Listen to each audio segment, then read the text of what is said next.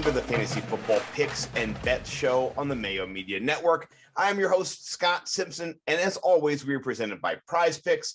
Sign up for PrizePicks using the link in the description below, code MMN for the Mayo Media Network, and get your deposit doubled up to $100. That's basically free money, as we say, LQ. And while you're there, please like and subscribe to the Mayo Media Network. We are presented by PrizePicks, but we are the heartbeat of fire content only with my guy, LQ, the Real Deal Fantasy. How you doing, brother? Happy Thanksgiving. Happy Thanksgiving, Scott. I'm ready to eat, I'm ready to drink, and also get to some of these picks because it's a lot of free money on the board today. Oh, I'm so excited. I'm wearing my FF Fit Club. Just as some irony, I'm going to fill it with food. My belly's going to get full as well. I can't wait. Don't tell Troy. Let's jump into some of these prize picks. Normally, we only have one game on the Thursday slate. This week, we've got three. It's a bonanza. I'm gonna steal Joe Pizzappi. He called it a turducken weekend of DFS where it just keeps coming. So I love it. We've got three games here. We're going to start off with, the barn burner. We've got Andy Dalton leading the Bears into Detroit against possibly Jared Goff. 60% chance coach said he'll play. We also have Dallas hosting Derek Carr. Oh man, Dallas looked terrible last week. All of their wide receivers, I think, are gone. They're just going to run Pollard out of the Y and the X everywhere else. And then the last game, we've got Josh Allen and the Bills visiting the Big Easy. Trevor Siemian suddenly important. Let's get into these prize picks. Like you said, a lot of low-hanging fruit that we can pick off and get some free money. So while you're here, folks, please sign up for prize picks. Down below is the link in the description, code MMN. So, all right, let's jump in here. Let's start right away with the passing yards for the quarterbacks. We got four totals on the board. Any of these stand out to you as a smash play, or are you hedging your bets here? I'm going to smash with Andy Dalton, honestly. 208 and a hook. Man, he put up 200 yards with half the game played. I feel as though, like, going against Detroit, they're very unmotivated, to be honest. That defense isn't as great as it could be. And I think Andy Dalton has the ability to hit the over on 208. Yeah, I like what I saw in that fourth down play, too, with Goodwin. He's got speed for days. So Allen Robinson's still questionable, something to look out for. But Monty's back. So I do think that they could hit this number. I'll tell you a fade. Derek Carr's 260 and a hook. I see Dallas being motivated coming back. Derek Carr did not play great coming out of that game at home, I believe. They were hosting Cincinnati. That's not good.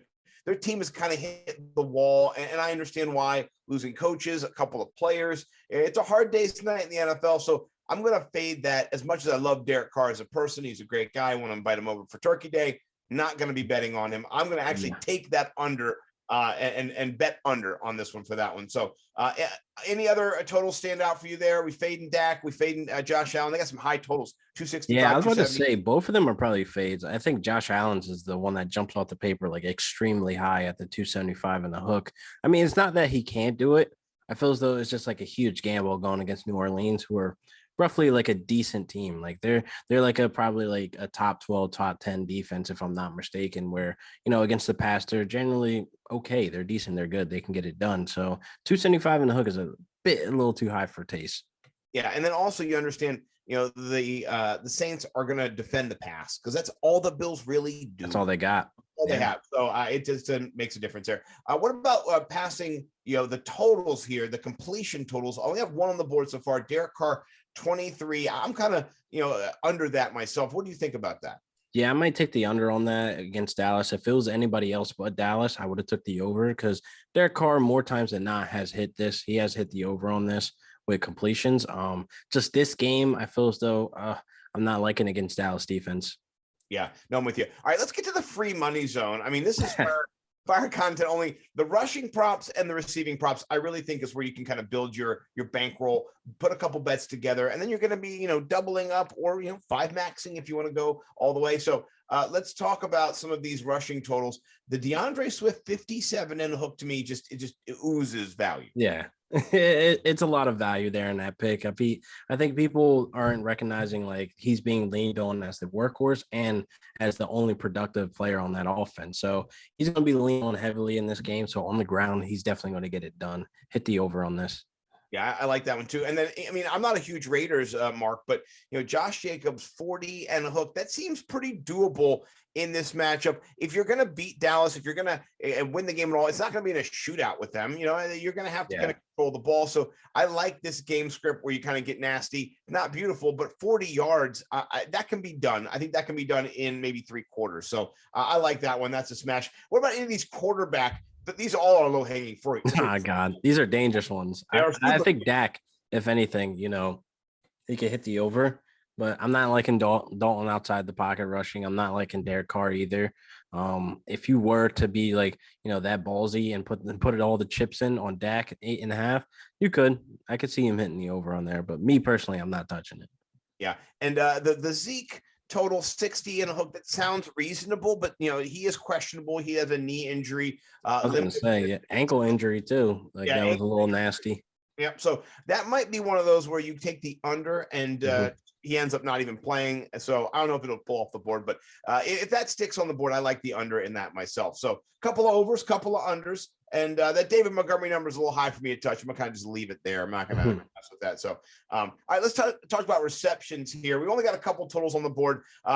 TJ Hawkinson, Josh Jacobs, Hunter Renfrow. So, sparse pickings here on Turkey Day. You want a little bit more meat or juice in your meat for sure. Any of those tempting you, or you just want to pass? Honestly, it depends on who's playing at quarterback for Hawkinson. I feel as though, even with Jared Goff playing, but if he's going to play hurt, I'm not too sure if I can smash the over here because it can easily be a TJ Hawk, another goose egg situation he had in Pittsburgh. It's just I'm not too confident about the TJ Hawk, but I do like, the Hunter Renfrow, the 5 and a hook.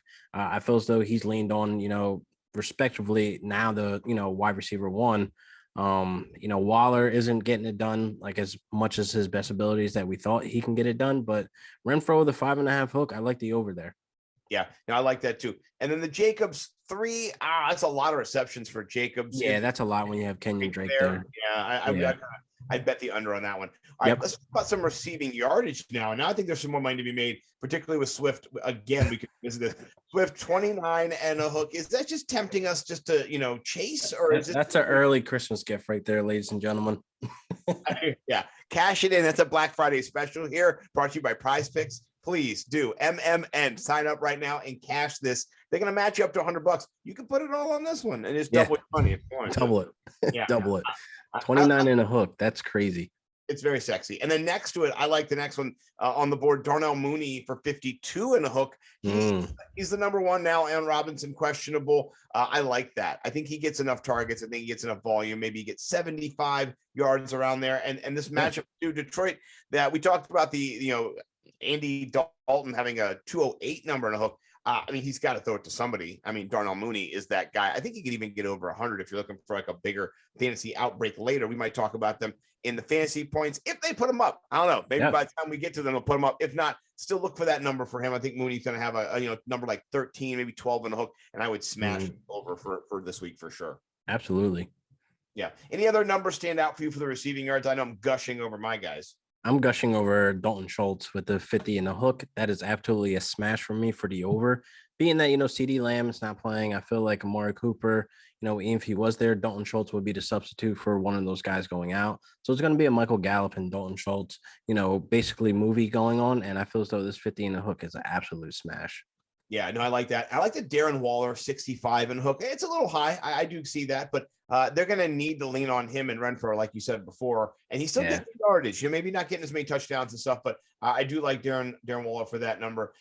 This is the number I want to come up. I want to see Tony Pollard being put on the board with Zeke questionable. Just look around and see if a prize pick pops up with Tony Pollard in it for receiving or for rushing. I'm guessing the receiving total might be around 16 and a half, 17, maybe rushing total around 28, 29. I would smash both of those. Yeah. Yeah.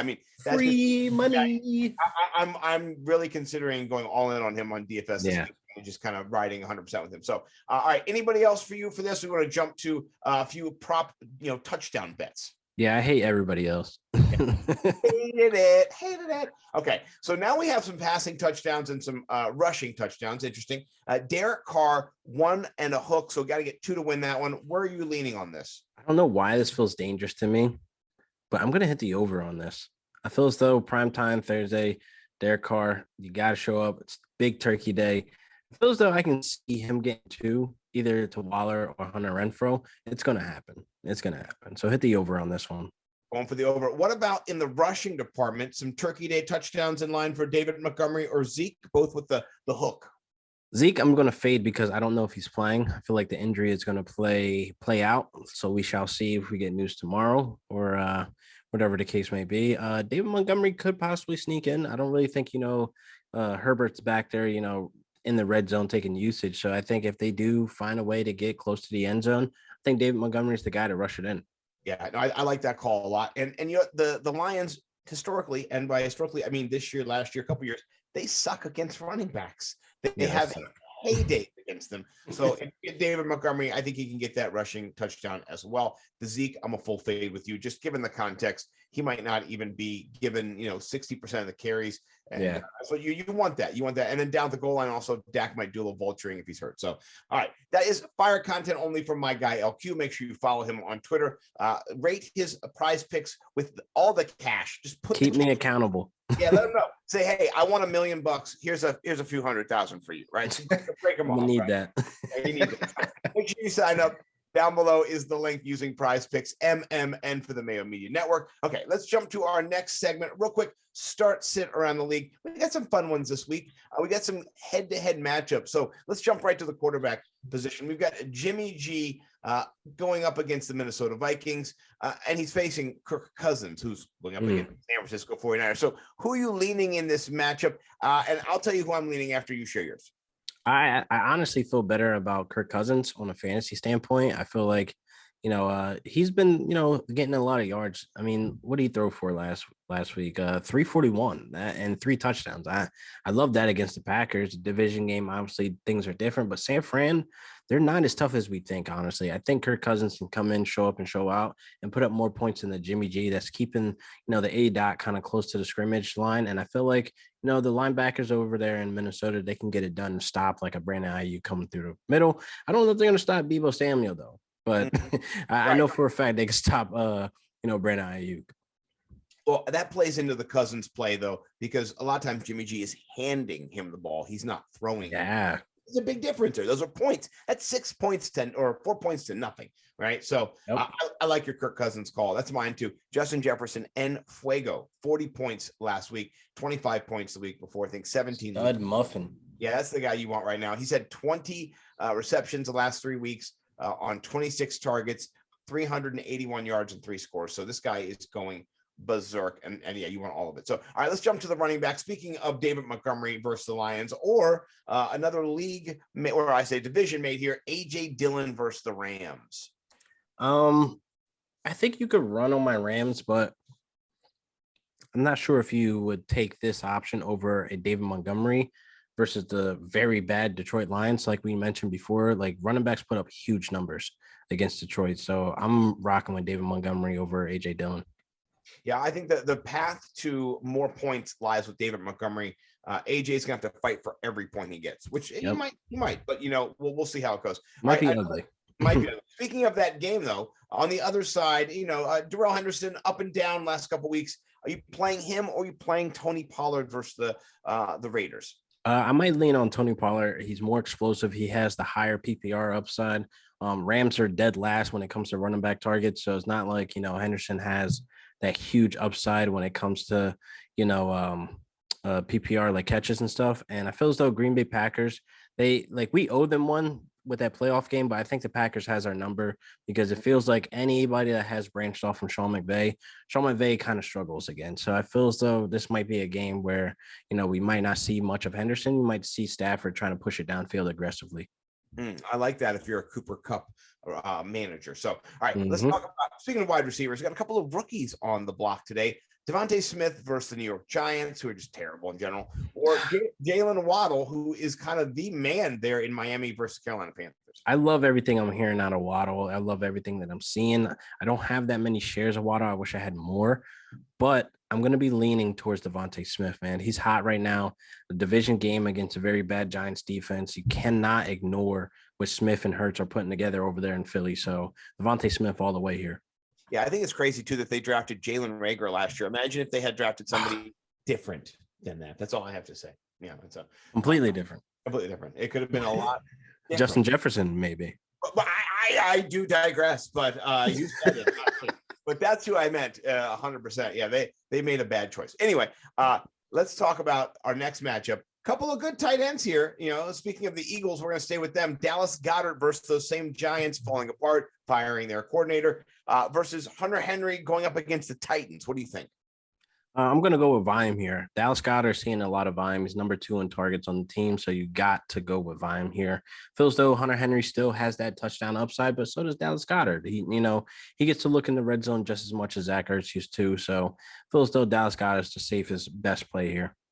Going DG for the win. I like it. All right, last one. We've got a little in-game flex appeal here. We've got Tony Pollard versus the Raiders. We mentioned him before.